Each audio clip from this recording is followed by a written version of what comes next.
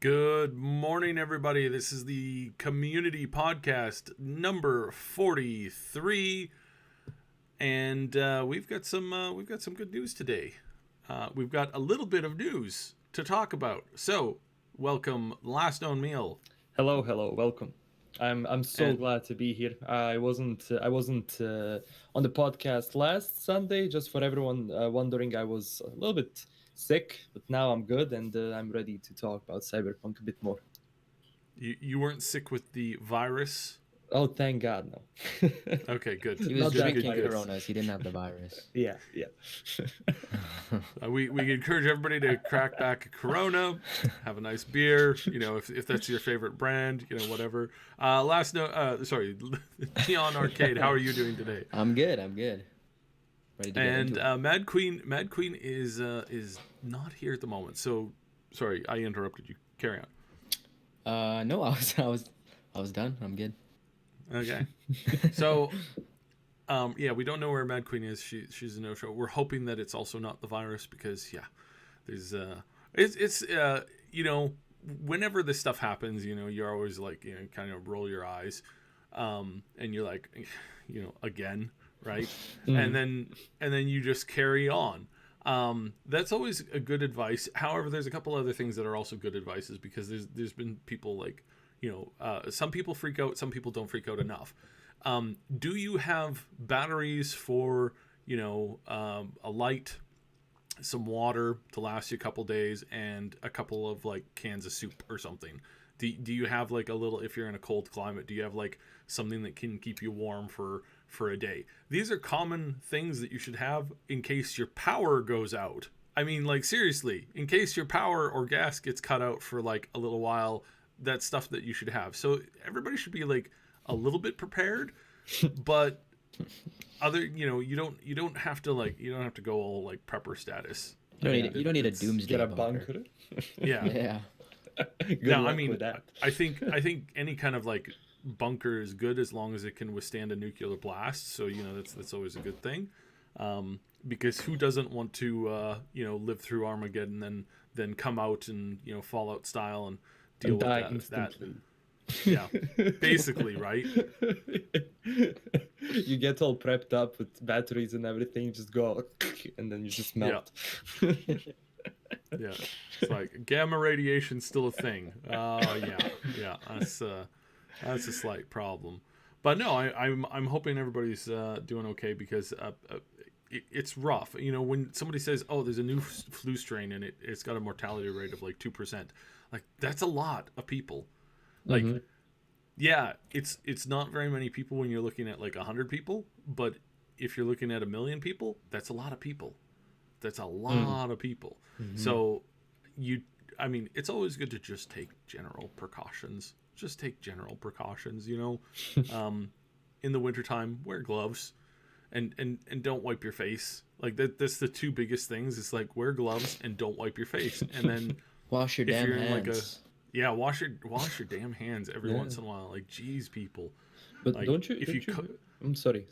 Finish. The best piece of advice is vampire cough. So like cough into your elbow or your armpit. Like that's just courteous to everybody that you're around. It's like cough directly into your armpit. Wait, how do you cough into your armpit? Well, that. If you're wearing a fluffy coat, then you just kind of like dip your head in and cough into. The best thing is cough into your elbow, right? But I'm thinking literally your head inside your armpit. A little bit too literal. Yeah, I went to an anime convention once, and this girl sat beside me. She had a couple friends to her right. She coughed, and then she turned left because she didn't want to cough on her friends. Coughed directly into my cheek. Oh God! Directly into my cheek. Didn't say a dang thing, and I was like, that you are. And of course I got the flu, right? So it's like that. Why would, like, God, armpit people, you know, jeez. Anyways, enough world events and random stuff. Today we have we're gonna be talking about so Corey Barlog. He's a developer from God of War. He kind of addressed some of these like rumors that had been flying around since last week. We're also going to talk about the response from CDPR that they put out about it too. And then we're also going to talk about the I don't know, do we want to talk about this like we can do some speculation, because somebody's made some speculation about one of the pictures of the dude watching the giant wall TV. Oh yeah. So yeah. that might be fun to not because it's anything new, but just to kind of look at it, take another look at it and speculate a little bit on it, because it's fun. And then there's the I forgot the name of the company already, who's coming in to do some help work with CDPR. K-Lock? QLOC or QLOC? Yeah, I think you pronounce it with the like, you say the letters, not how it's pronounced. I'm pretty sure that's how it is. But yeah, we'll talk about that. So let's start with the Corey statement. So the rumors are going around. There's a lot of like, people talking about it, and Corey makes a post that says, I can't say I speak for the industry, so fellow devs chime in to disagree or correct if you feel your experience is different, but I feel that this is true for most games. Games are very ugly for a long time until they are not. And this is all capitalized when he says this. And this is absolutely right. Like, there's no game. It's like watching like a movie concept where you remove all of the special effects and you've got a guy talking to a green ball. and you're like, yeah, that's going to be the Hulk. And you have to use your imagination, and you have to listen very carefully to the director as he's explaining to you what they're going to do with the scene, the technology that they're using with the scene. At most, you have like a preview image, which is basically just a really bad green screen effect of like a like kind of like a summation of what they want, and then that's it. And so there's really, like, in the early days of game creation, it's like you have to have a vision for seeing things way ahead. And this is where I think this is where we have had a lot of like devs come in to the industry that are not devs. They're just like financial guys, and they don't see the vision. And they can't see the vision, and they demand stuff, and they make projects either terrible or just fall apart. And I think this is really, really common. So I'm glad Corey spoke up on this. Yeah. And he kind of knows what he's talking about. Yeah, just a little bit, right? Have you guys seen the Raising Kratos documentary? I just watched that last weekend. And yeah, it kind of gives you some insight. I'm sure, obviously, other video game, what's it called, documentaries give you some insight about it. But just watching that, and then like them coming to the deadline, and then him saying they have like 3,000 bugs that they have to squash, and they're supposed to be at 0, and like delaying the game, but it's still coming out and like winning game of the year and stuff like that. It's not a bad thing if these things happen. It's actually probably a pretty good thing. That means they're that much more dedicated to the quality assurance process, right? Yeah, this is a really interesting process to see. And he kind of like, everybody quoted that one, but I'm going to quote some of the other text tweets that he sent out here. So he says, this is absolutely blanking bananas level of complexity and moving pieces required to make any game today. And this is also, again, like hammer on the nail on this one, because this is exactly what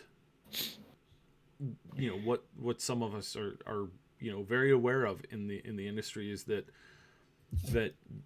very often you don't get a full like feel of the game until you're well into beta. Like your alpha is there's so many more moving pieces, and then by the time you get everything into the game and it's all set, that's when you're finally getting like an actual view of what you've got. And how it's all coming together. And the bigger the game, the more moving pieces you have to track.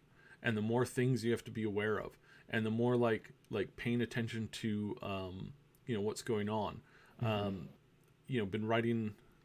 I've mentioned before a number of times I do a lot of writing. I've done a lot of writing for video games in the past, but in this most recent case, and we've done this, I've had to do this before, where it's like, here's a spreadsheet or here's a book that's sum up in the rules. You've heard this term before of the Fallout Bible, which is a Bible that the original devs of Fallout 1 and 2 had put together for the sole purpose of making sure that their development on Fallout 2 and Fallout 3 at the time that ended up getting canceled, to make sure that the lore was the same and coherent, that they weren't stepping on anything in particular.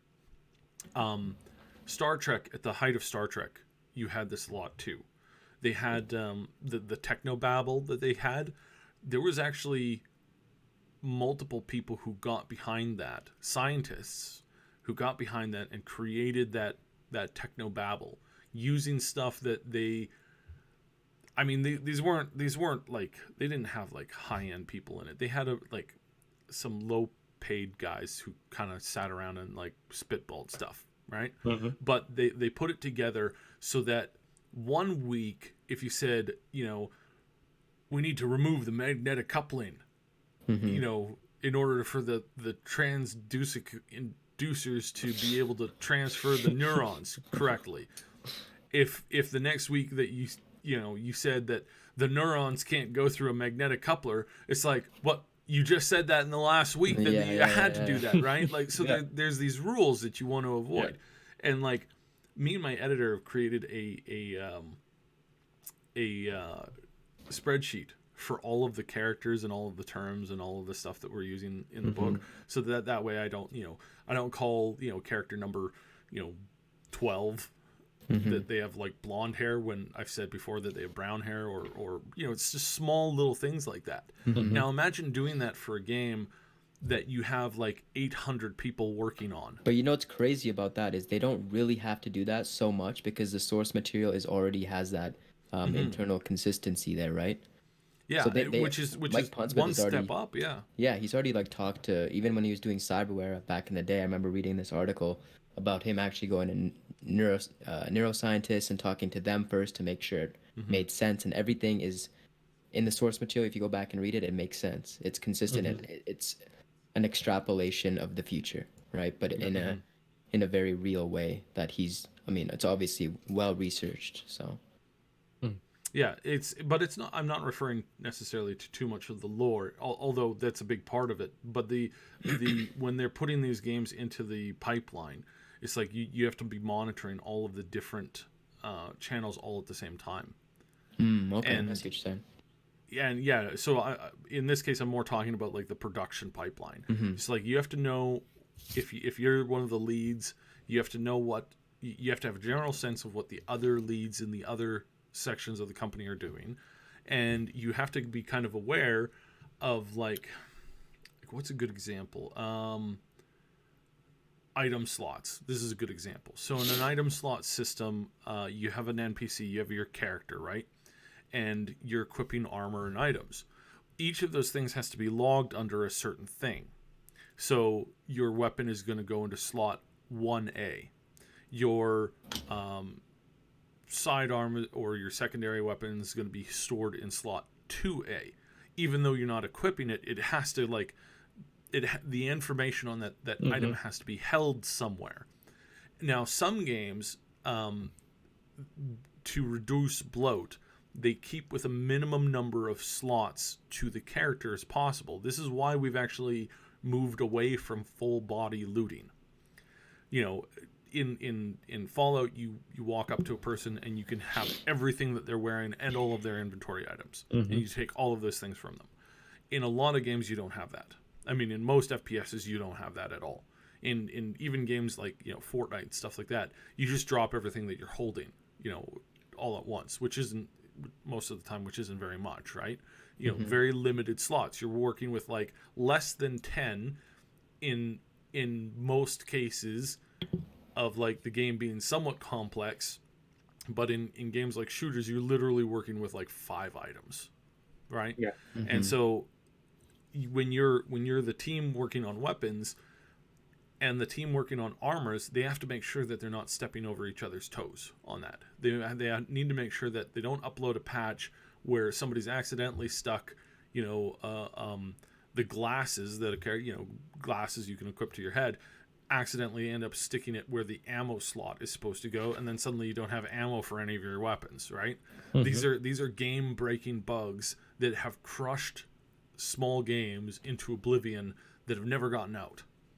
And I remember a shooter that we were testing once, I think it was at one of the GDCs, where their GDC build, they rushed it out at the last minute, and that was the case where something had gone wrong in their latest patch and you couldn't fire your weapon, and all they had was a game on the GDC floor where you spawned in and you immediately died because you couldn't defend yourself. Oh god. And the monsters were just coming in, and it was an utter failure, because the first failure was that they didn't test the patch before they headed out, right? They uploaded the latest patch. This is way back in the day where internet was really rough.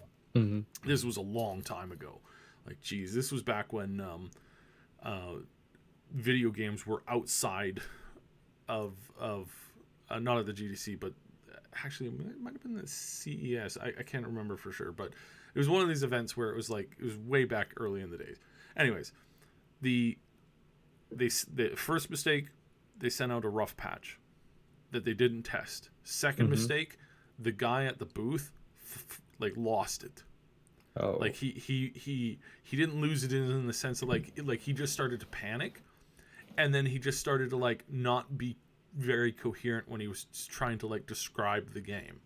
So he was not able to get people on board to invest or to help or to come work at the company, whichever it was at the time, and he ended up just dropping the ball because it just didn't work, and then the game ended up folding a couple months later. I can't even remember the title, and that's where it's that one thing that if you were the team lead at the time, now back then it was really small studios, but still it's like that one thing probably crushed that game, and we have an IP that nobody's ever heard of because of that. Yeah. So these are the kinds of mistakes and kinds of things that CDPR and all every other game development company has to worry about. And the more complex the system, meaning the more loot is going to drop, the more customization you have for your character, the more choices there are in dialogue or story or going to events or activating certain triggers, the more it's easier to end up messing up with things. Anybody can make a generic shooter. It's really easy. It's really hard to make an RPG.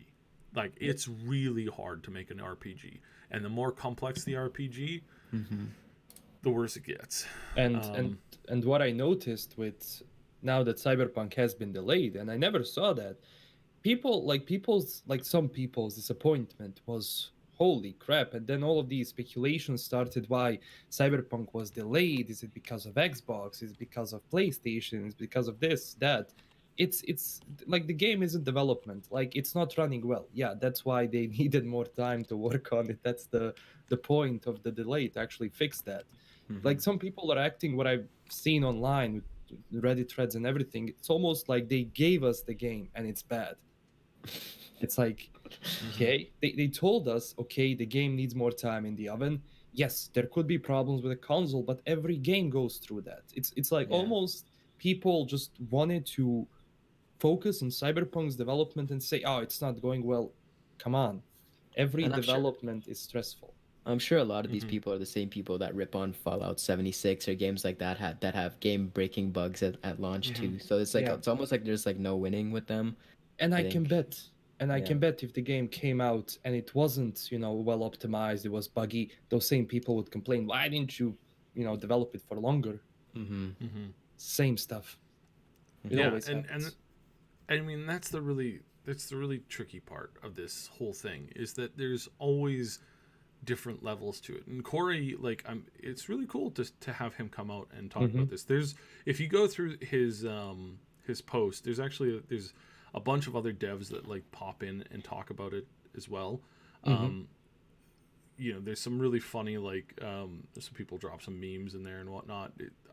I highly encourage you to like check out this particular post, because it's dead on. Because Corey speaks to a lot of this stuff. He talks about how, you know, every game runs badly on hardware until you optimize it. And, you know, where we get that optimization is in the last 2 to 3 months. Yeah. So when you make an announcement 6 months away, you're making a gamble that you're going to be on track, and that the bugs are not going to be... that the bugs are going to be like standard bugs, and that you're going to have the normal time to deal with them.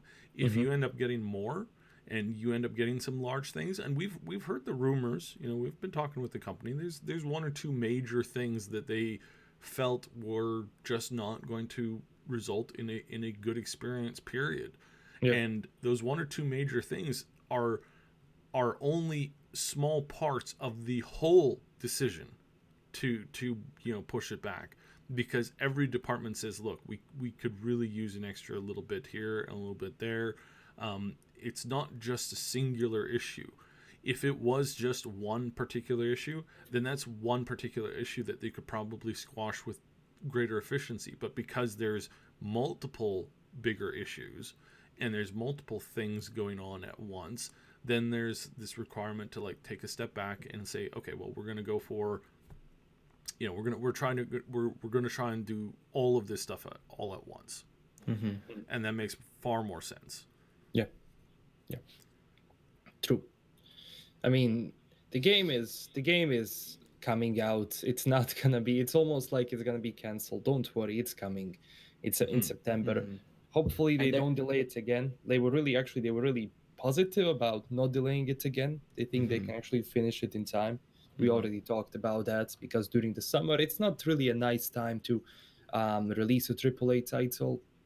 Just there isn't a lot of people, and especially like everyone who is producing stuff for TV or films in general. For TV, during the summer you film stuff that you're going to actually put out throughout the year, because during the summer the least amount of people watch TV in general, because it's nice weather outside. Yeah. And a lot of people are saying, why don't they just cancel it for this generation and just focus on next generation? That's never going to happen. They've been working on this game for so long. They might re-release it, you never know, but there's no chance in hell that they're going to cancel it for this gen. It just doesn't make financial sense. It doesn't make sense marketing wise. It doesn't make sense in any capacity. Yeah. And that also comes from a really, really, like, I absolutely hate saying this. I really, really, honest to God, do. But that's such a privileged, like, statement. It really is. Because it's like you understand that like 80% of people who own consoles do not upgrade to the newest console in the first month. Yeah, I know I won't. Yeah. Most of them end up buying into the console later on. I mean, it's not just the fact that it's nearly impossible for stores to stock this stuff, and I mean, like, traditionally, right? We have more like, you know, direct mailing and you know that, like, package delivery systems are much better now. So yeah, and again, that word is extremely overused, and I hate using it, but the feeling is pretty much dead on. Is that when somebody says that, they're one of these few people who will go out and have the new console, playing on the new console within a month. One of the main reasons, and like, you really have to pay attention to this, there's a lot of gamers, there's a lot of kids, there's a lot of teens who don't get the console on day one because somebody gets it for them in March and then gives it to them as a Christmas present. Yeah. So that right there, like, shows that, again, most, like, activations for Xboxes and PlayStations are like there's a significant delay. I don't know how much, but there is a delay, and the primary reason why they know that there's a delay and why that delay is there, because it's sitting in somebody's closet wrapped up as a Christmas present that is then delivered to them a month later. And that's, there's, whereas like when people buy it in the spring and the summer, it's like they buy it, they end up playing it right away. But in the initial release time, there's actually a segmented or like a gradual turning on of the machines. And the highest number of machines, I think, are turned on Christmas Day. So that's something where it's like, oh, okay. That's something that most people didn't know. Polly's 911, thank you again for the super chat. This is, you've been really awesome, and we really, really, really appreciate you. He says, gamers are too spoiled as it comes to quality and scope of games being made today. Everyone demands a perfect product, but can't handle the weight of it. And Polly's, 100%. You are very, very correct, because there is a lot of people who, they demand a product that has been thoroughly tested, absolutely perfected, but yet has no spoilers, surprises, or anything that's been ruined online, at the same time as they want like all the DLC. And then it's so funny because there's this rose-colored glasses effect that happens so often. It's almost disturbing how much people will look back on a product and confuse it with stuff. What's a good example? Probably one of the best examples is, like, and you'll see it on like any forum. You go onto like a forum talking about like an older game, right? And you're like, does anybody remember like release day, when it's like there was this here and that there, and then like I'm trying to think of a good example. I hate going back to it, but I'm going to go to WoW. So when WoW Vanilla was around, you could always tell the people who were over exaggerating when they like joined in with the game. It's like, I remember coming home like day one, got in, played around, like a week later was in Battlegrounds doing this. Battlegrounds was like 6 months after release. So no, you weren't in it day one a week later doing Battlegrounds. You got into the game after it was out, probably after that patch was live, and then like probably a month later you were doing Battlegrounds, not a week later. Like that's kind of stuff.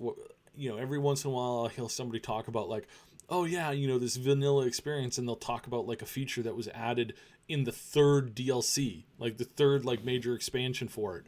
It's like, yeah, I remember doing that day one. It's like, no, you don't, because that didn't happen. Now, what happened is you got the gold pack, or the all the stuff in one, and then you got it out there.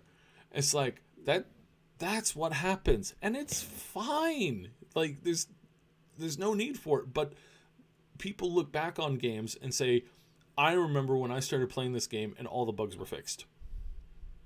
And it's like, no, you don't, because that wasn't how it was. And again, I'm going to use WoW's example.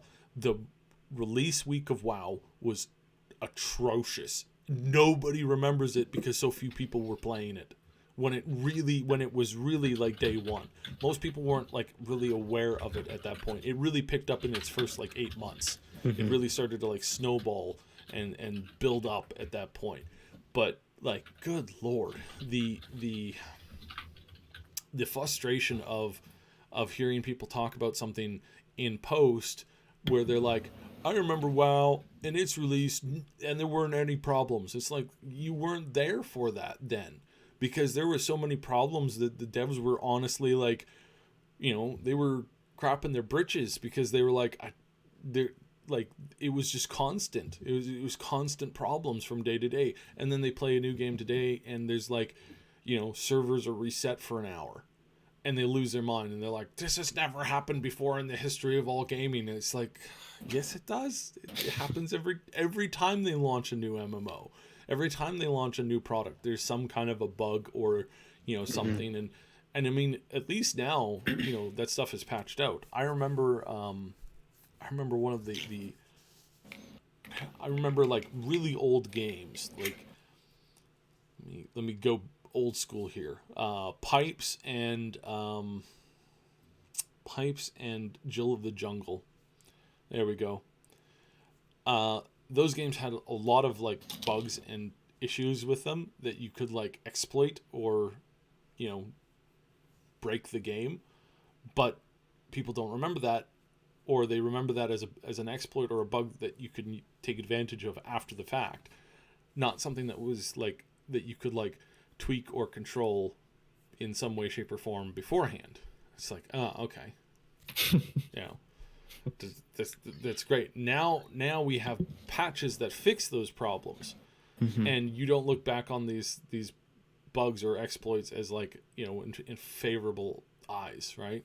It's like you just don't have that, and like the game testing that people used to have to do on that stuff when it was just a small team was like Was the in The Witcher, was the roach on top of the building, was that an actual bug, or did they patch that out? Because that became kind of meme worthy. So like in some senses, bugs can kind of be a good thing if they get that virality to them and they're shared a lot. not saying that that's the goal, but yeah, I think they fixed it. I didn't have problems though with roach, like as I'm recording gameplay or anything, and as you call him in like Novigrad or any city. Now it's not, but when the game came out, you would call him and he would be on the top of the building. Like, but yeah, it wasn't game breaking. You can just call him again. He disappears and appears again after you walk away a certain mileage. I mean, I'm sure Cyberpunk is still gonna have bugs on release. It's just it's a natural thing. The open world is huge. Like, think about the developmental process of a game like God of War, amazing game, but it's very linear, right? And they still struggled so hard. Think about like an open world in comparison to that. It must be an insane amount of work. So like, I'm glad that they're getting help from outside. And that takes pressure off crunch as well, right? Or crunch. I'm gonna put that in quotations because it's a very whatever difficult term. Yeah, but there is one thing I do think about. They said like your main vehicle, your primary vehicle, you will be able to call it like you did Roach. How is that vehicle going to navigate like that location we're in, especially like, for example, if you're in dense areas? That is true. I really wonder how that is going to work. It's just airdrop to you. I think it'll be funny. Well, I mean, it's I mean, we have self-driving cars that like right now I think Tesla is working on this thing where it's like if you work in an office building or something like that, or like you park in a big parking lot, there's a setting I think that's starting to come up where you're going to be able to like call for your car to meet you at the curb. They already have that. I think I've seen a video of that.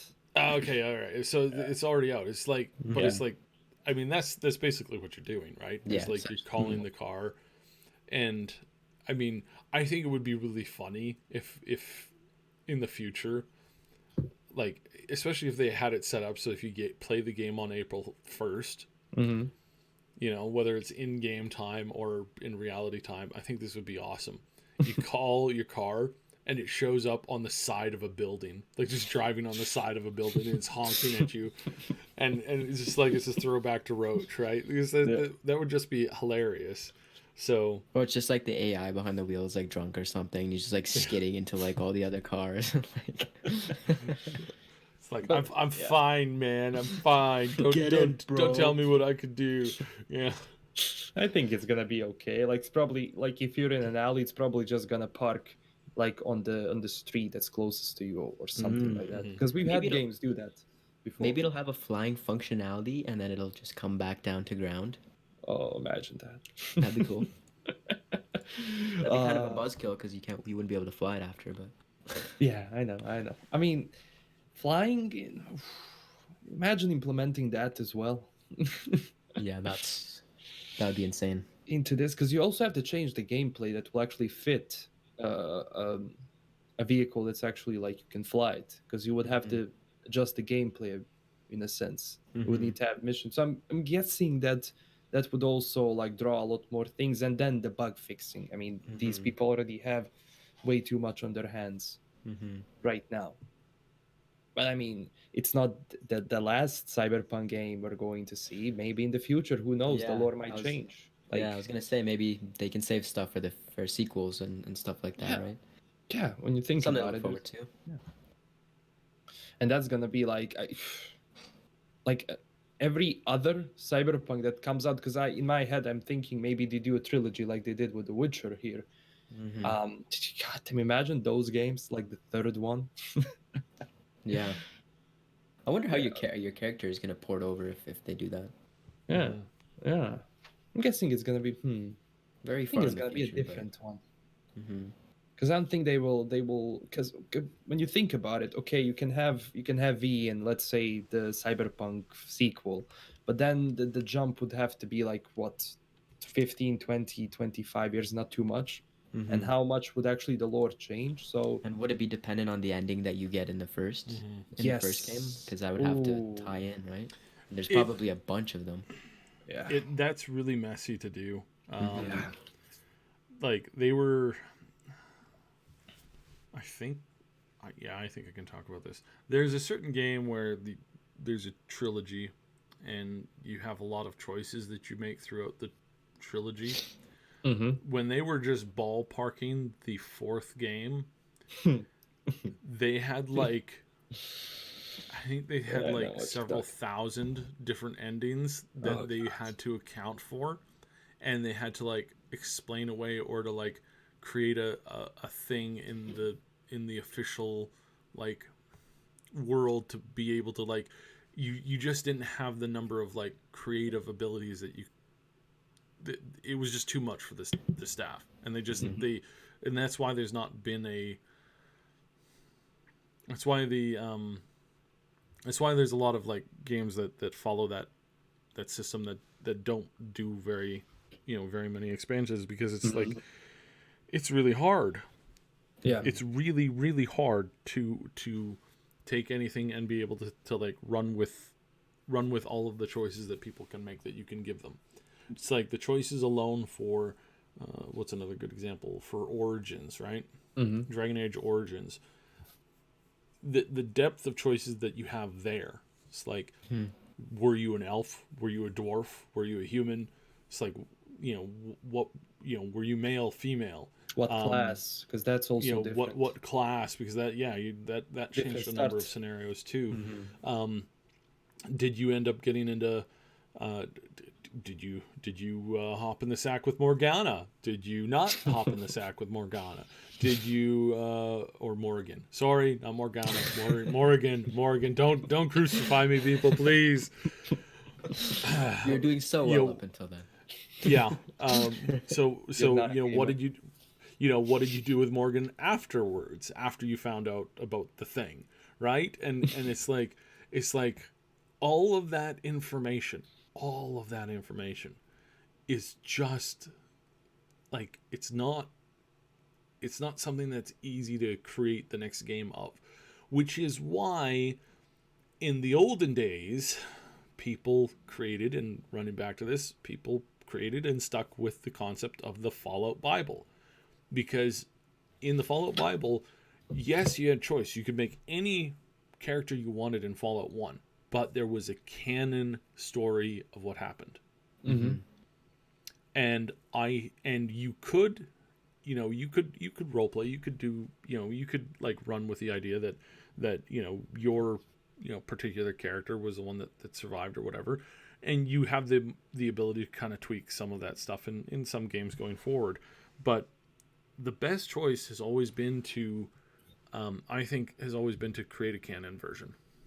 Create a canon version so that you can continue to make games that people can play, and you just don't put too much emphasis on the past.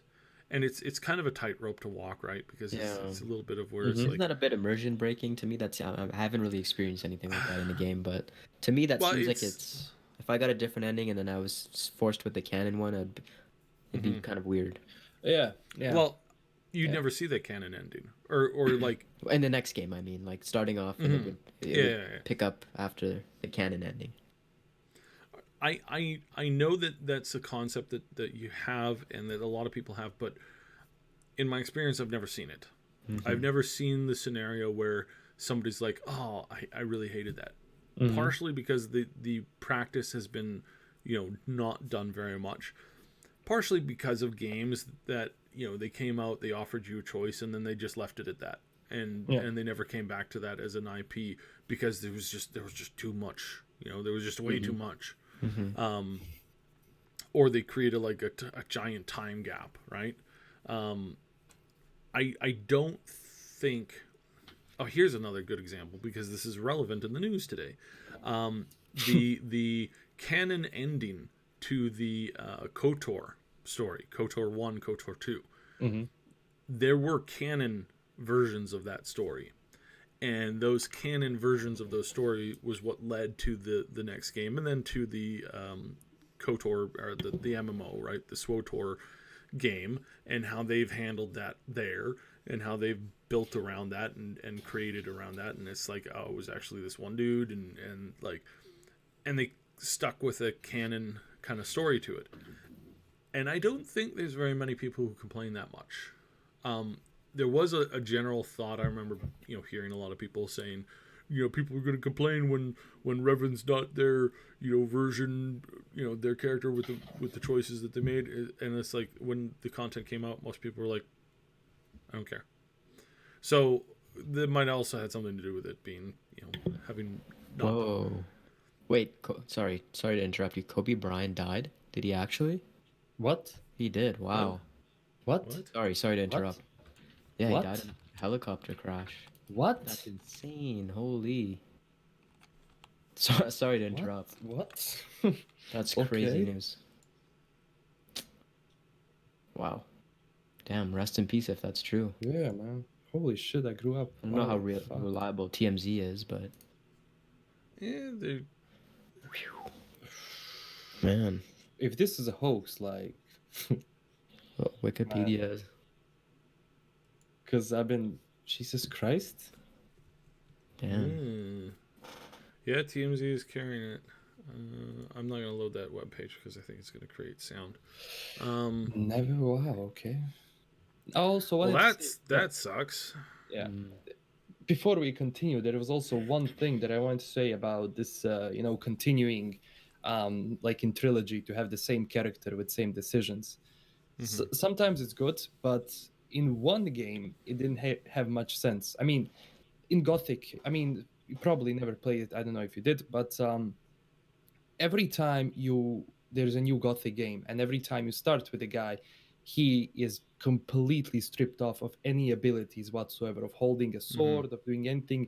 And for example, in, let's say, Gothic 1, you level up your character, you have all this cool gear, and then, some things happen. In the second one, it's kind of explained because you just woke up and, like, some of the things you forgot. And then the third game, like, he just went to this island, came back, and all of a sudden, the guy doesn't know how to wield a sword. I'm like, what the fuck? So sometimes, sometimes it doesn't make sense in us. Well, some of those are like, you explain a lot of that stuff away with like, well, this is just for balancing. It's like in any like, in any of the DLCs for Fallout series, it's like, yeah, we're going to this new place, and unfortunately, you got to like leave all your gear behind. It's like, okay. It's like, hey, are you sure I can't just bring this pistol with me? No, you're gonna have to do with this gun. It does like 1/8 of the damage of my gun. It has limited ammo, and why am I doing that? Because you have to. It's like okay, right? So some of that stuff is like, it depends on how much how much that kind of stuff bothers you. And I can get that it bothers some people. Yeah. So. Oh well. So sometimes it's mostly like if it's illogical. For example, in Mass Effect, I loved it because it was a continuation of the story in a sense, and it didn't bother me too much because it was still, Shepard. He was still doing his shooty things. He just got more gadgets in a sense. But when like the main character that you just had like on a level 100 completely forget everything in like a month in game in a sense, that's like again. I think it was Final Fantasy who tried to explain it away as like you're in your peak, condition, and that you can like, you're not in your peak condition after taking time off or something like that. It was kind of a silly thing that they like tried to reference in, I think it was like a movie or something like that, or like one of those like long animated like cutscene type things. But it was somewhere in there where they were like, oh yeah, no, it's explained away by this. And again, it's like just try not to, like, just don't like, unless you can do it masterfully, like truly masterfully. And I think one of the best examples of that, also something that's sort of relevant in the news, is the whole Klingon genophage thing. That was something that when I first saw them try to explain it away, I was like, that's dumb. Why you got to do this? Just admit that, well, the reasons why they didn't look like this is because, well, do you have any idea how much makeup costs and how much a makeup department runs at? It's just not something that was feasible at the time. Like, come on, grow up. But then they explained it, and at first I was like, okay, that's dumb. But then they like did a couple more things to like make it like really canon, and I was like, okay, I actually see where they're going with this, and I actually think this is a good idea. Like, and then the video game, the Star Trek Online, really like ran with it, and it involved several characters from the other shows and some of the other stuff, and there was this time travel thing, and it was like, oh, okay, I like this now, and I'm now a fan of that, the way that they handled that there. So yeah, careful with the keyboard typing. Sorry about that. Forgot to mute. yeah. But I mean, just in general, it's like you are penned in a little bit by this stuff, right? So one more before we change subjects here, just one or two more quick comments as to this actual topic of like the delay and whatnot. Corey also said this, and I really, really, really, really want to hammer this point home. There is nothing shameful or nefarious about a game not running well in development. Most games have a hard time running in development. And I said this on the podcast this week, is that there's very few scenarios and situations in which you will take a look at some kind of, at some company, and you will not have somebody in that company say that the game is doomed to failure. You almost always have that. The bigger the team, the more of those people you're going to have. Talking with any developer from any company where there's more than 40 people working on the game, one person's always at the company is going to say, I don't think we're going to get this game out at all. But that's just the way that people are and how people are different. Like, some people look on the more pessimistic side of things. Other people look on the more positive side of things. And this is not at all, in any way, shape, or form,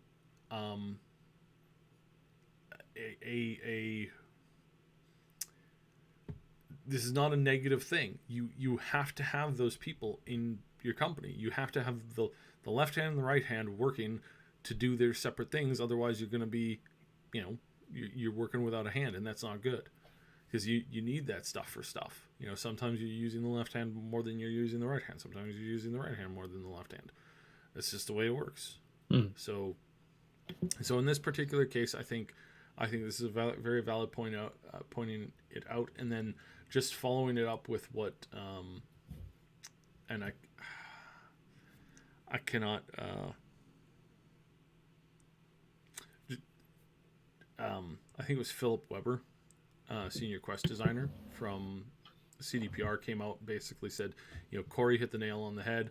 Of course, we're optimizing for the Xbox One, for the PlayStation, for the PC, because that's what you do in the last stretches of game development. While the game is made, lots of things are unoptimized. They're all in flux, changing. Everything's not finished. So there's no simple answer like the game was delayed because of X. It might make for a good rumor, but it doesn't necessarily hold all the truth.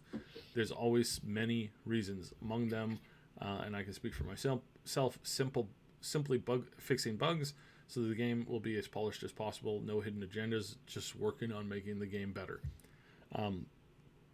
Yeah. So I think that's probably where we're gonna like leave off the rumors on the delays. Mm-hmm. Yeah. Because at this point it's just additional rumors, and that's it, and it's not very helpful. Yeah. So, bottom line, they'll get the game out. It'll be great. Don't worry. Just got to be more patient. That's all. Yeah. Right.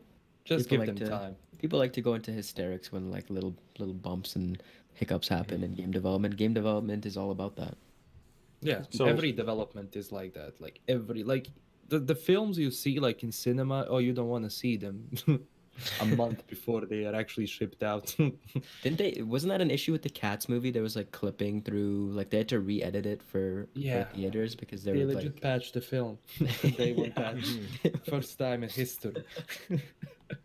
That's embarrassing. I really wanted to go see it just to see how bad it was. Man, don't waste before. Well, I mean, this is something, right? Like this is something that we're going to be like. This is something that we're going to be seeing in the future, is that movies are going to be live edited. You're going to go see the movie on day 1, and it's going to be different than the movie you see on day 3. It's like, how is that? What? Yeah.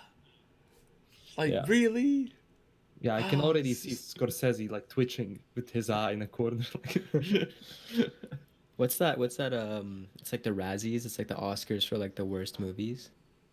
Mm-hmm. Do they still have that? I don't know. I wonder if they still have it. Looks like Might it's a become front a runner, cult though. classic one day, like the Cats. If The Room became a cult classic, maybe Cats as well. Didn't Endgame re-release with like a different cut or extended something? I think so, yeah. Extended ending or something like that. The DLC in films. There we go. Go in. Cash cow, man. You gotta milk it for all it's worth. And it's like some of those things, like obviously like I can be a fan of something, but you know, when someone is going into a theater just to see 1 minute of extra stuff. Listen, there was someone who saw Captain Marvel like 120 times or something. Like in its first 100 and whatever days. Why? Like there's dedication in the community there. Yeah, there's that I think was I mean, I don't want to be too rude, but mental illness. There's some people who that borders on that. Like, I mean, like some people. Yeah, OCD for sure, maybe. Like, well, I mean, there were other reasons for that, right? So, but yeah, no, yeah. Well, you never know. You never know. It could be just outright dedication. Yeah, if you could call it that. All right. Let's talk about this QLOC thing. So QLOC is this company that's been announced that they're coming in to help with the RPG's development. Development is a really strong word, but these people at these companies, they do a very good thing. They're a very important part of the ecosystem of video games. I'm not diminishing their jobs at all. They have an important role to play, but development it's not factually incorrect, but for some people it's not an accurate term for what they do. And so let me explain very carefully, because I want to make this extremely clear to everybody listening. They are a development company that takes games and works with porting and specializing, and they're also major bug fixes. But some people online are now ripping CDPR because apparently they can't finish the game themselves. They're that far behind. That is a clickbait article. That is an article that is trying to drum up negative press because negative press makes more clicks. The other thing that negative press tends to do is, and this is a disturbing trend because this is 100% accurate, and I've been following some people that have been talking about this regularly. There's a lot of people out there who will write a bad article that they know is bad, that they know is wrong, and why do they do it? Because they can then get a lot of clicks on the article, then they can write a retraction or an edit and have more people show up to read that. And what you've done is you've created enough clicks to hit your cap for the end of the week. It's like a police officer who shows up and gives you a ticket because you're one of your 8 rear lights was out, right? It's like most cops don't do that. However, they were probably yelled at by their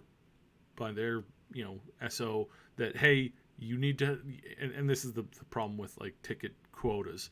It's like you haven't hit your ticket quota for the day. You have to get 3 more tickets in before the end of the day. Otherwise, you're going to be penalized. It's like I don't agree with that. I don't agree with that at all. There's lots and lots of problems with any system that requires that. I knew of a guy who made in 1 week he made 1 sale at a car company. 1 sale. That was it. Whole week he made 1 sale, and his boss chewed him out. And he came home. He was really pissed off. He was really upset. He felt that the boss was being a complete douche because it was absolutely stupid. What was the one thing that he did? He sold 140 cars to a big company, and he spent a week like drafting the deal and going back and forth, making sure that the warehouse, like they're a simple distributor, right? Their sales, so he had to like contact the manufacturer, the actual like big Ford or GM or whoever it was, like clarify that they could actually meet this order, have one of the other bosses sign off on it, and then the boss who's on vacation comes back and says, oh, 1 sale. He only looks at 1 number on 1 piece of paper. Doesn't look at the fact that 1 sale was more cars than the company had sold in the last 2 months combined. Oh, it's like that's the kind of stuff that some of these article writers do. So again, I'm not hitting on QLOC. I'm just wanting to clarify. This company does not have anybody who specializes in big game development, as in like core developer. This company is not coming in to work on the core programming of the game. They're not coming in to catch up on main quest lines, side quest lines, adding in a ton of content, finishing off a bunch of programming. This company is coming in to do quality assurance and testing in a larger capacity than what CDPR has the ability to do on their own. It's a very needed job. It's a very important job. I'm not denigrating them, but they are not coming in there to fix major problems with the game. Most of the time, they're probably going to be submitting bug reports, not actually going into the code to fix the actual bugs themselves, because that's just something that in most cases they don't necessarily do. They do have the ability to do that as a company. They actually have the staff that can handle that kind of stuff, but that would involve them getting to know the code, which is this isn't Unreal Engine. This isn't an engine that's accessible to everybody. This is an engine that CDPR has worked on, closed house, inside. Nobody has access to this stuff. So again, I really doubt that they're going to be doing any of that actual bug fixing themselves. They're probably just going to be fixing the bugs. And instead of reporting themselves as joining the team as their QA support, they wanted to get that development in there because that's good for their brand. That's good for their company. They probably had an agreement to say, we're coming in for development and QA support, because that looks better on the resume than just having QA support. Right? And so that's what's kind of going on with this. And there's some reporters that are running around out there saying the game is so far behind that they had to bring in another company to come in and fix a whole bunch of development problems. No, they're in there for QA testing, not development problems. Yeah. I mean, gaming journalism has really hit a new low. It really has. Because before it was like, but now their articles are actually having an impact on the game, on stocks, on everything. And to go and publish the story without expanding on it, without actually reaching out. So you're telling me that our small group here is going to reach out and actually get the full story, and not some big people with their connections, because now they say like, we have this, we have that, and then they actually not follow up on the story, and they just give half of it, and that's actually damaging for the company, because people are going to read that and say, wait, I'm going to cancel my pre-order, this is not good, because they believe them. And they don't care about that. They don't care about that. And they certainly won't go and search if it's true or not, because that's the news for them. Yeah, because again, it's like it actually profits them to take a scenario, to take a thing, and say, look, we're going to report on this story as is, and that's just going to be the whole new world. It's like, ooh, that's bad. It's literally about pumping out content. That's they just want to get it out as fast as possible. If they can make a restatement or write another article correcting their mistake or something, or spin it in some sort of way, they'll do that, right? It's just another article for them, another piece of content. There's no repercussions to this really, other than people saying, hey, this site is bad now, and or whatever, but they still go there anyways, right? If there's a clickbait title, you're gonna click on it. You're interested in it. It doesn't matter if it's Kotaku or whatever, and you've been talking shit about them for the past 4 months. You're very likely gonna click it, and if you don't, you really hate them, right? So just there's a lot of people talking about a particular reporter in the comments. I've had a fair number of major problems with this one reporter or reviewer or whatever you want to call him. He's routinely given games bad scores because it's not a genre that he likes. And this to me is insulting as a reviewer, as somebody who reviews products and reviews games and talks with game developers. If you don't like, if I despise golfing games, which I do, I despise golf, I should never, ever, ever bother to review a golf game. Because if I hate it so much, now I love mini golf, I should clarify. I like mini golf. Mini golf is a lot of fun. I hate like normal, like 18-hole golf. I think is one of the dumbest sports in the universe. And you know the number of times I've said that publicly, including this time, maybe about a dozen other times. It's something that I typically just keep to myself. I don't really talk about it because if it's not for me, it's not for me. Yeah. And I for sure as hell wouldn't review the latest golf game and give it a bad score because my opinion of golf is low. But this is what this one particular, they're talking about in the comments, he does routinely.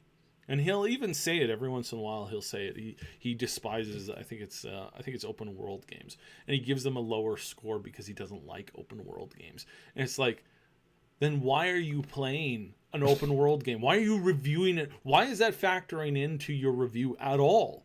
Yeah, personal bias should be completely separate from your review. Again, duties and jobs. Yeah. Yeah, and it's just bad form to walk into a scenario and to run with stuff or information that you don't know is true. When the delay happened, we reached out. Madqueen, me, my team, we reached out. We talked to a lot of people.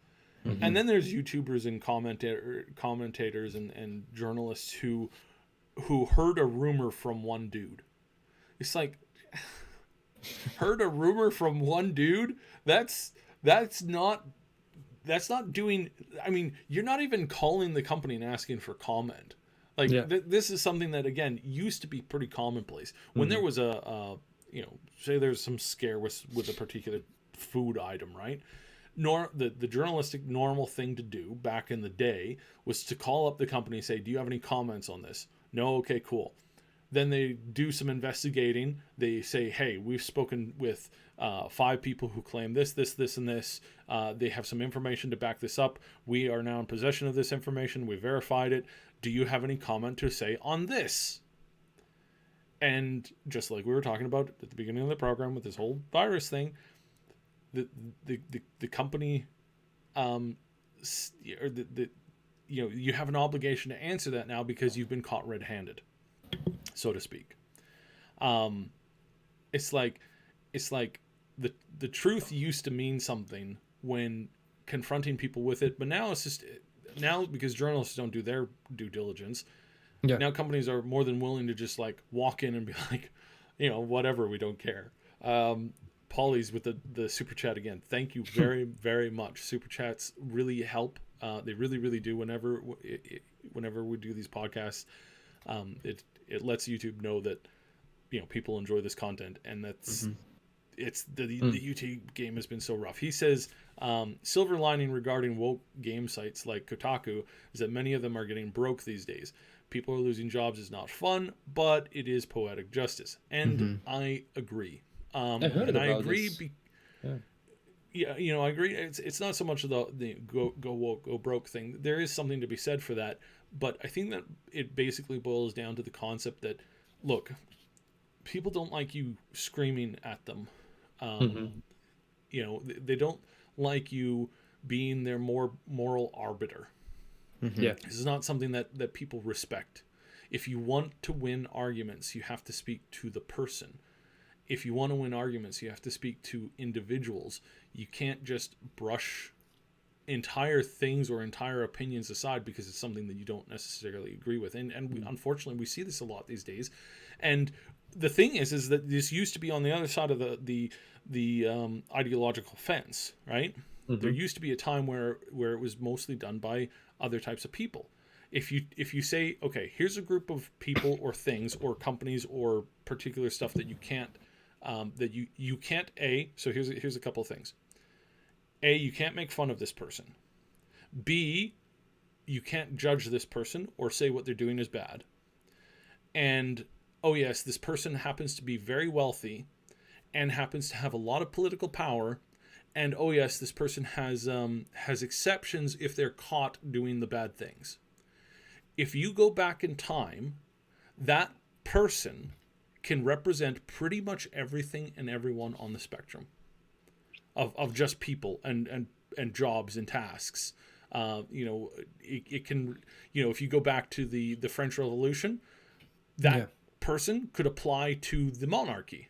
If you go to other places and other times, that position can apply to certain religious leaders at the time who were very, very hypocritical. And it's actually the word hypocrite is actually like derived from some of those situations in the past where a moral busybody was telling you that you could do something that they couldn't. You go into any time period, and there's always somebody that you're not allowed to make fun of that happens to be sitting on the height of power, privilege, and wealth. And unfortunately, they have control of the thing. And we see this a lot with gaming journalism these days. So Paulies, thank you for the comment. And it is poetic justice because these people don't stay the same people. It's never the same person, right? It's never the same group of individuals, but because it's constantly changing. It's one way now, and in 20, 30 years from now, it's going to be somebody completely, some different thing completely, right? In 20, 30 years, it might be actors who are, making the calls for intelligence and calmness instead of like being, sorry, I was going to say journalists and actors, because like right now there's a lot of actors who are like, they're very preachy, but they don't do like, they're hypocrites, right? And everybody kind of sees them as it. And Ricky Gervais kind of like points it out and shows them a big mirror about it. It's like there have been times in the past where actors or the person filling the role that we have as an actor today are the ones who are calling for change and who are calling for things to get better. So, it always changes. So it's never one side of one particular argument because things change constantly, right? Mm-hmm. So anyways, I wanted to get that out there because it's kind of a touchy issue. But yeah, no, it's with this, back to the issue with the QLOC. They're a good company. They do good work, not diminishing them, but some people saying that this is clearly a bad sign don't listen to them, that they're absolutely full of it. They've also worked on some high-profile games. I Yeah. think Devil May Cry, BioShock, some of the Street Fighters, just in various Dark things. Souls So I mean, they're remastered. Dark Souls. So they're experienced in what they do. So why not? Right? And QA is very, very important. And the traditional QA systems, like you go back 20 years, QA used to be a bunch of people working at the company get a bunch of their friends and family to play the game and sign an NDA. That's used, like, you go back 15, 20 years, that used to be how QA was handled. And, you know, like, and that's not really how it's handled anymore. It's really not how it's handled anymore. Now it's moved away from that. Now you actually have companies whose main job it is to find these problems, is to find these bugs, and because they're so used to seeing the bugs and seeing the issues, it's like lag and there's certain issues with lag and processing power that I can identify just from the jitter. Like, just watching a jitter, like the game kind of chug through, I'm like, I know what's causing it. It's probably this, or this. It's like I can pinpoint it really quickly. When you get a whole team of people who are that skilled, that they can identify things and problems and particular causes. It's like, hey, we're all crashing around this one particular NPC. And they can all recognize that and identify that. Turns out it's like some like coding error with the NPC. Some animation thing is running wrong and with that one particular NPC.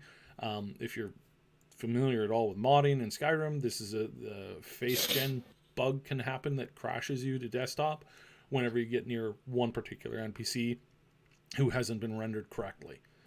That's a problem that skilled people can immediately identify once they have the general knowledge of how the code works, who can move in there, do a quick playthrough or do some stress testing in a particular area, and just from visually playing the game, let alone all the tools and all the mechanics that they have, all of the parses that they're creating from the data logs, just visually they're able to catch things like that, let alone all of their tools that they have at their availability to code and pick up on those problems, and then to see them, check them out, and then to give a list to the development team to fix this, and this. Because again, as a programmer, you may not know that something that's causing a crash to desk is an item slot that's been mixed with another item slot. Yeah. You know how to fix that, but you don't know that's what's causing the problem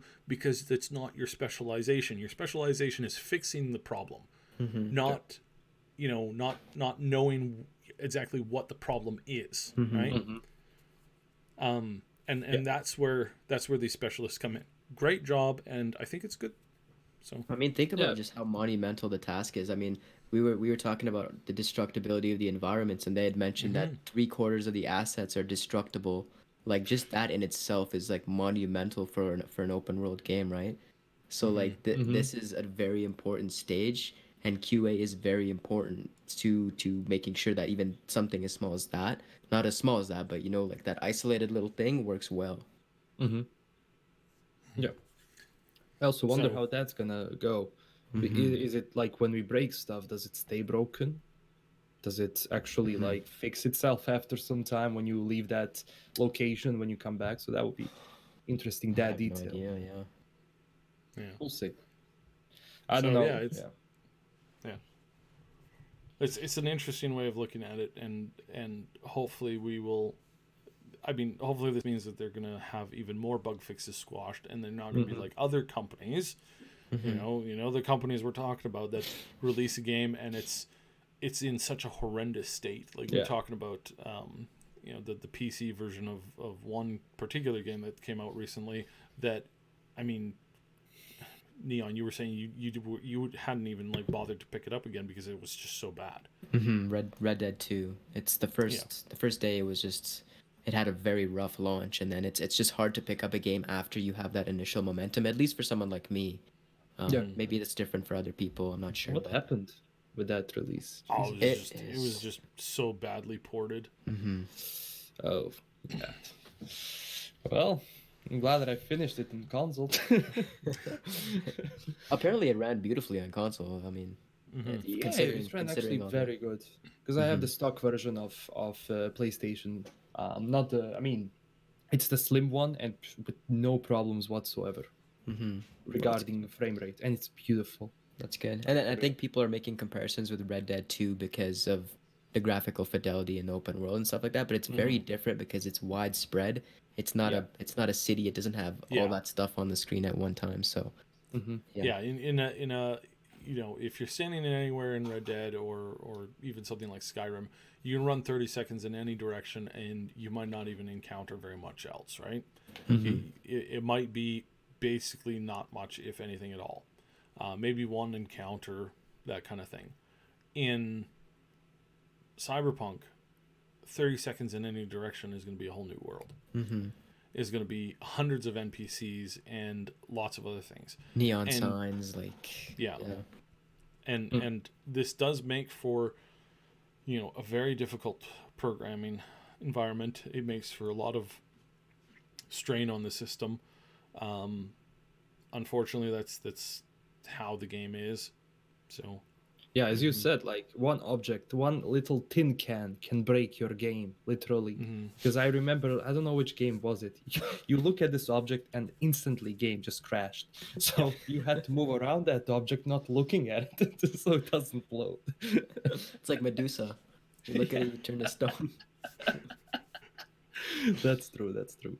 I mean, having like bugs in a single player game, it like if your game crashes, blah blah blah, that can be understandable and people can wait for that fix. The problem comes if that game is online. So I would rather have them just polish everything, just be done with it as much as they can, and then they can actually fix some of the stuff, because there's gonna be stuff. There is no way in hell that any company is gonna give you a 100% bug-free game, because different systems, different way of people just playing the game. Like you can do something can happen and your game can crash, but just have everything ready and then focus on that multiplayer part. And I'm sure maybe they'll do a day one patch as well, right? But it'll have to be it'll probably be significantly smaller. They'll be less stressed about that. So even The Witcher 3, when it came out, had issues. They were not huge issues, but resolution wasn't right.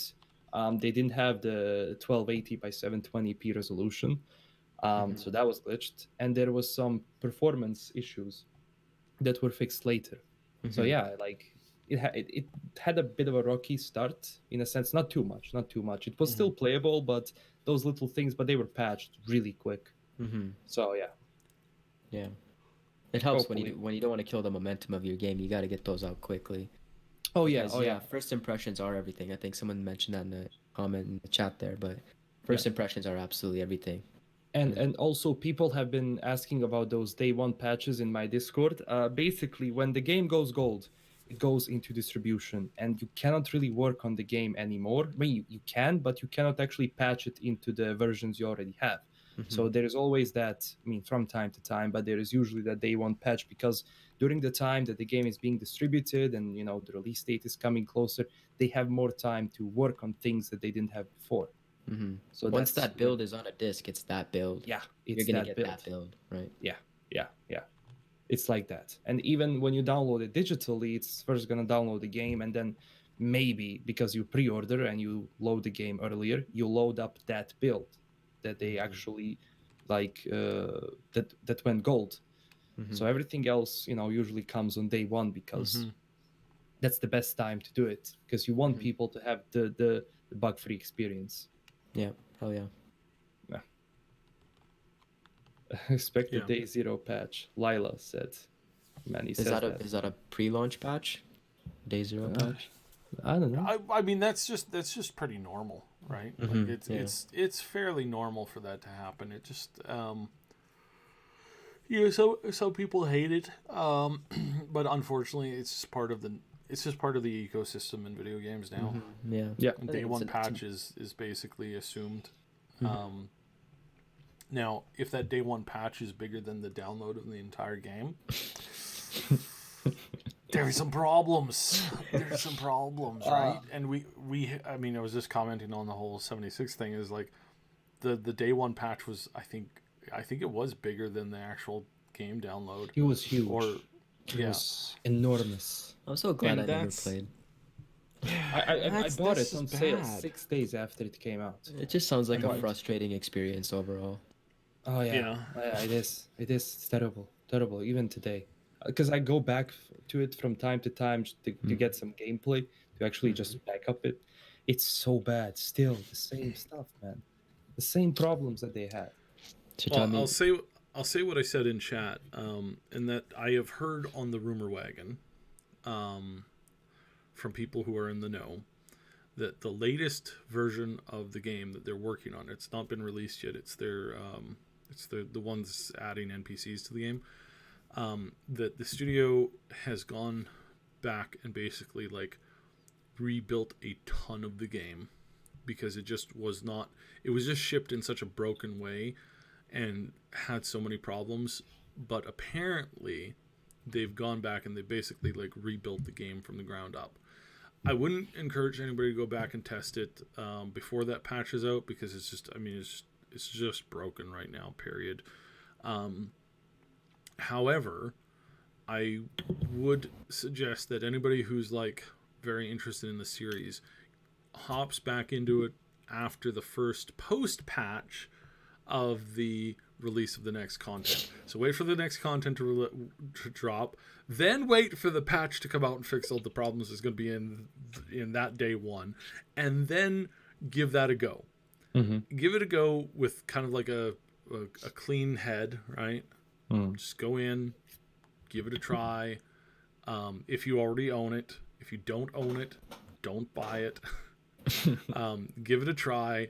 If it's massive improvement, then I think we will see that's where the game has kind of like come out at.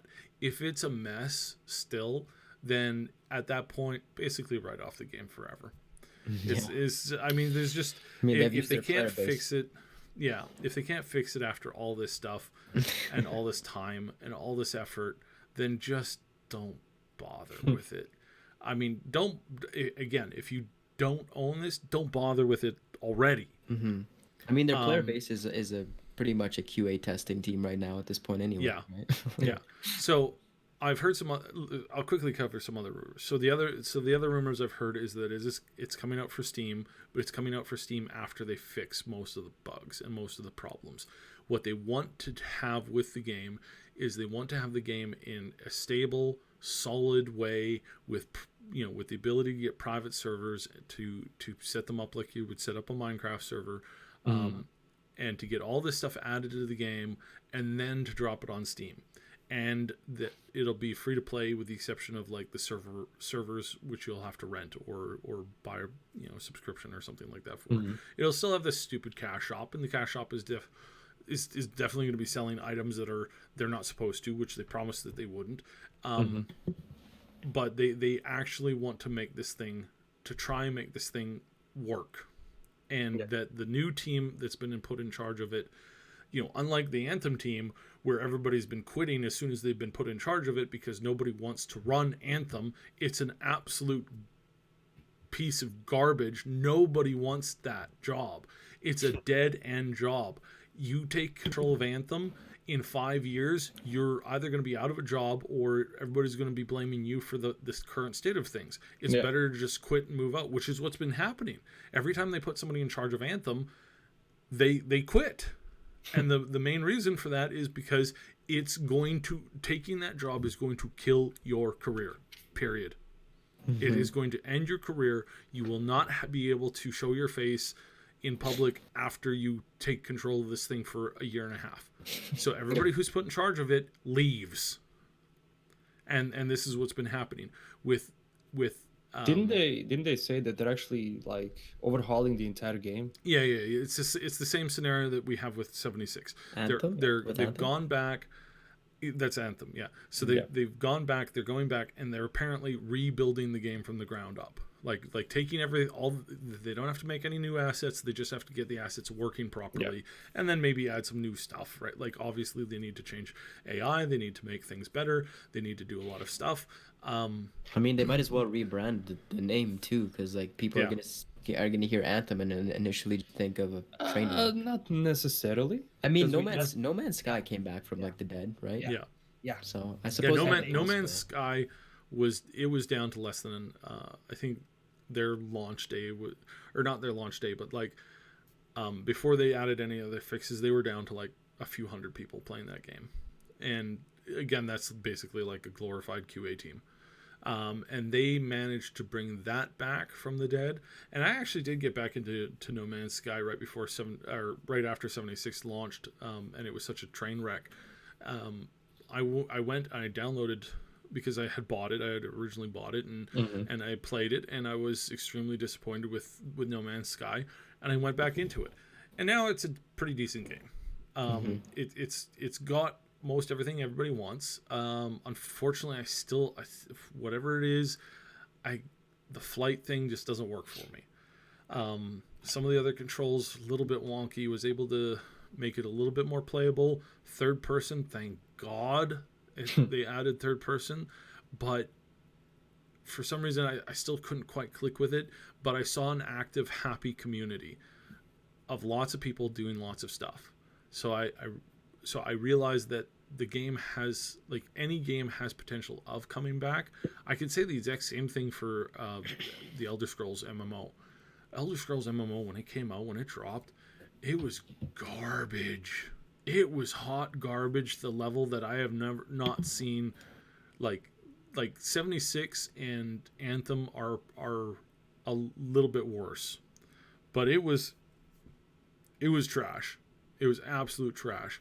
And that game has come back to the point where, I mean, they put out another expansion, and it's going really well, and it makes them a lot of money. So clearly, I think Bethesda actually, and again, Bethesda game studios like the Maryland studio, they had little to no work with this. A lot of people blame Todd for it, but he had literally nothing to do with 76. A new person came in, said, hey, we're going to do this with 76. And Todd was like, I don't think that's going to work. And they were like, we don't care. You're going to say good things about it or else. And he had to. Again, you can mock him and give him disrespect if you want. He deserves it because of other things that he said in the past. But you have to remember that the developers at the studio are not to blame for that, because they didn't work on it. There was another studio that took over it. I think they're based out of Austin, that did the initial work on it, and now I think it's in somebody else's hands. So it's like, it's like a hot potato, right? Anyways, Alan of Rivia. Yes, the fabled Alan of Rivia. He has given us super chat. Thank you very, very much. Again, super chats, they really do help. You don't have to give something big. Something small is very helpful. The more of those small things that we get, the more that actually like really, really helps it with the algorithm and all that kind of stuff. So thank you. Do you think that retro compatibility on consoles could hold game developers back on PC to avoid riots among different platforms? This is a very interesting question, and it's a question that a lot of studios have really been wrestling with. In that, how much do they need to hold back a particular game for consoles? The answer has, in the last few years, when people have tried this, where they've held back the graphics on PC because the consoles were just too garbage to run the things, this has universally been denounced by pretty much everybody in the gaming community. The only people that are touting this, that are trying to force developers to do this, are the bigwigs at Sony and at Microsoft. A lot less at Microsoft now. In fact, I don't think any of them agree with this current stance. Almost nobody. Oh, thank you, Gamer Notes. Another super chat. That's actually very helpful. Again, thank you so much. But again, it really doesn't. It really doesn't factor in into the way that they're doing their business now. Microsoft wants games to Game run Pass. the best that they can on Game Pass for PC and also for Xbox. If there's a little bit of a downgrade, they don't care. Because, you know why? Because people are playing it on the PC are happy, and people who are playing it on the consoles are happy, and very few of them are playing it on both at the same time that don't notice that kind of thing. And with their push, they're going out of their way to work with this idea of having like the streamable service as well. And they understand that the quality will be different on that device as well. There's no way that they can make everything play exactly the same, nor do they want to. Because again, the community as a whole has revolted against this idea. The only one who's sticking with this concept is Sony. And Sony is still demanding it. Every game has to run the same. Everything has to be the same. If there's going to be, butts and cleavage and other things being shown, it's got to be censored across all of the systems so that their system isn't the only one who's censoring their stuff. This is their new stance. This is one of the reasons why they're going to fail this next generation. This is one of the reasons why they're going to hit a wall. Yeah. Because they're making ridiculous demands on stuff that the community doesn't want. And this is one of the many, many warning signs that we have seen. Sony players, nothing against them, absolutely nothing against them. Nothing against the hardworking devs who have worked on Sony games for decades. But unfortunately, some heads at the studios are doing really stupid things. Not just dumb things, just metrically stupid things. Like, why are you doing this? Everybody hates this. They do not want it at all. Yeah. And somehow you haven't gotten the message. And you're like forcing and cramming it down our throats. Saying, no. You're going to take the same graphical fidelity on our future like launch titles on the PC.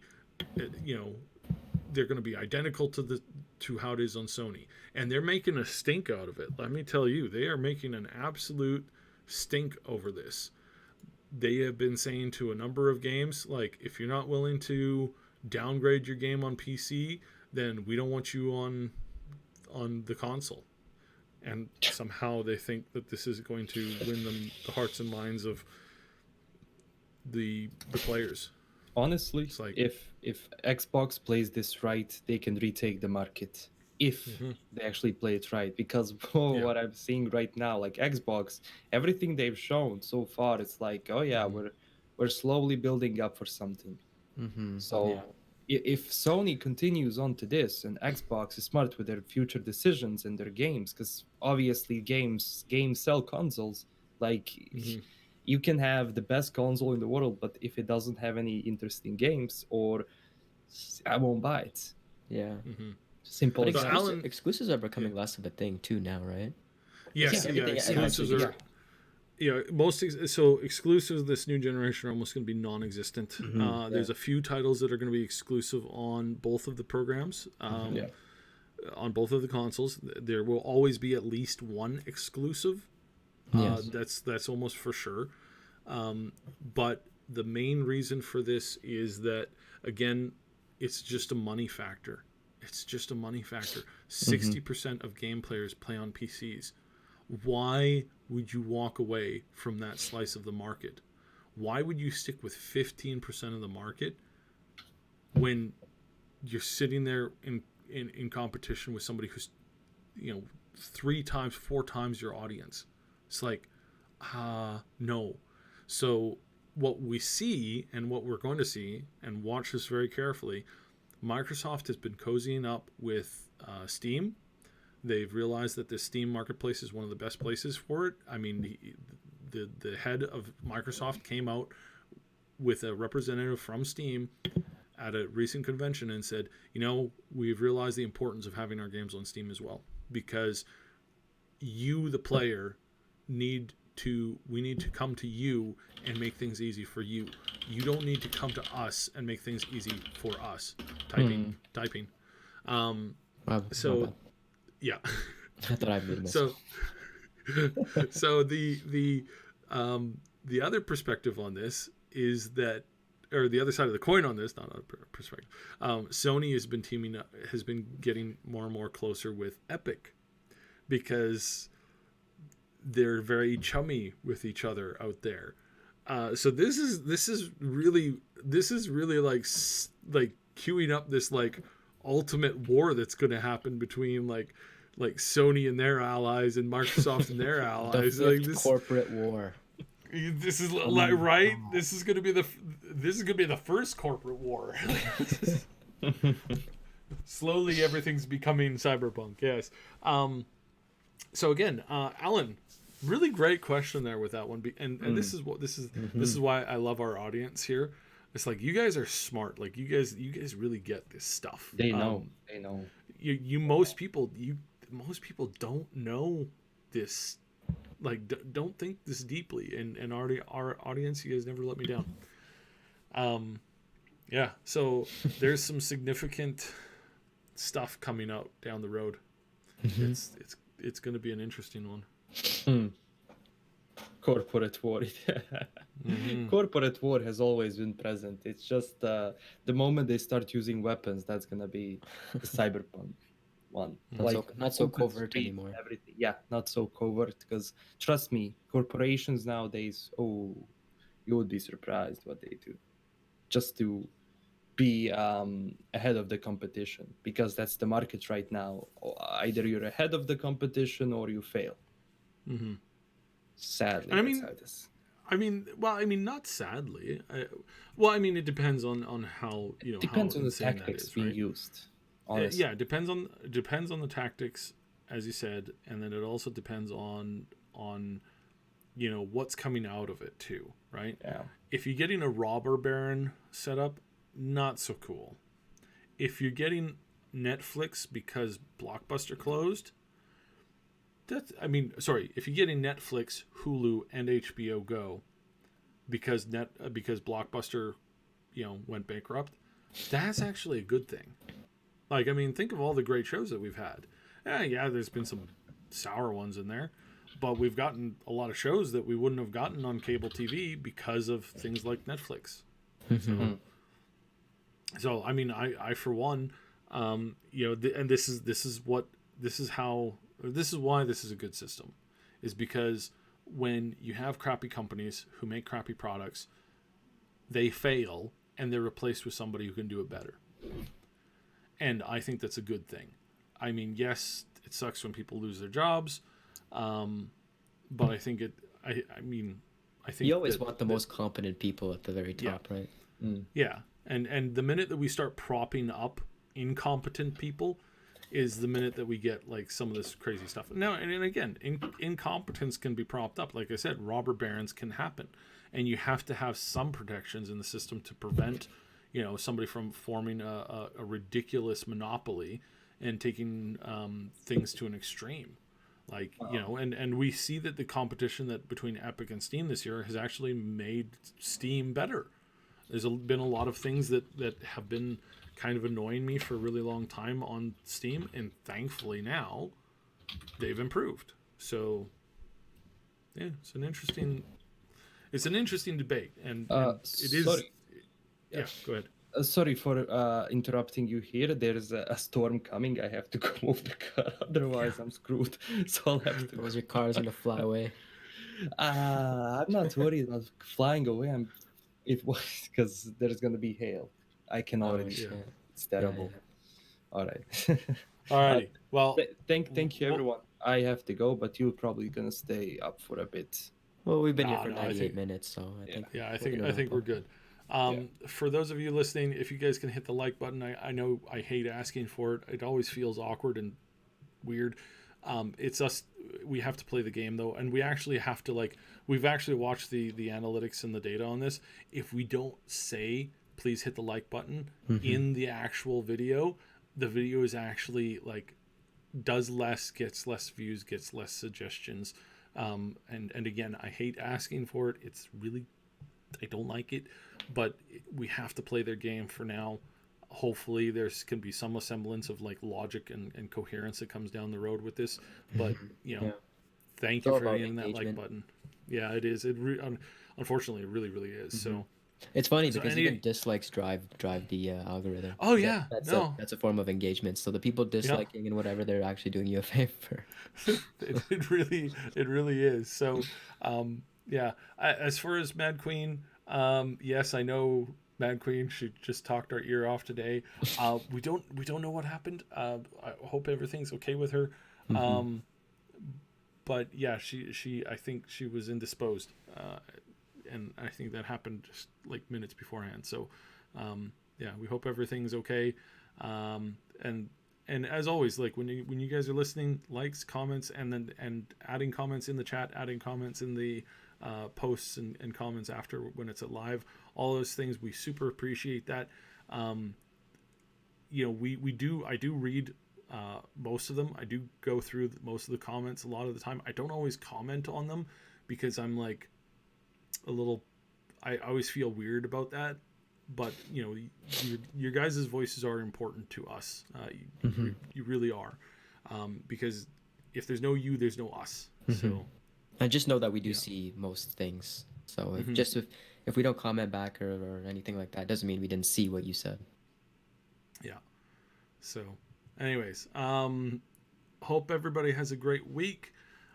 There's going to be more Cyberpunk news coming. Obviously, there's going to be some more stuff coming very soon.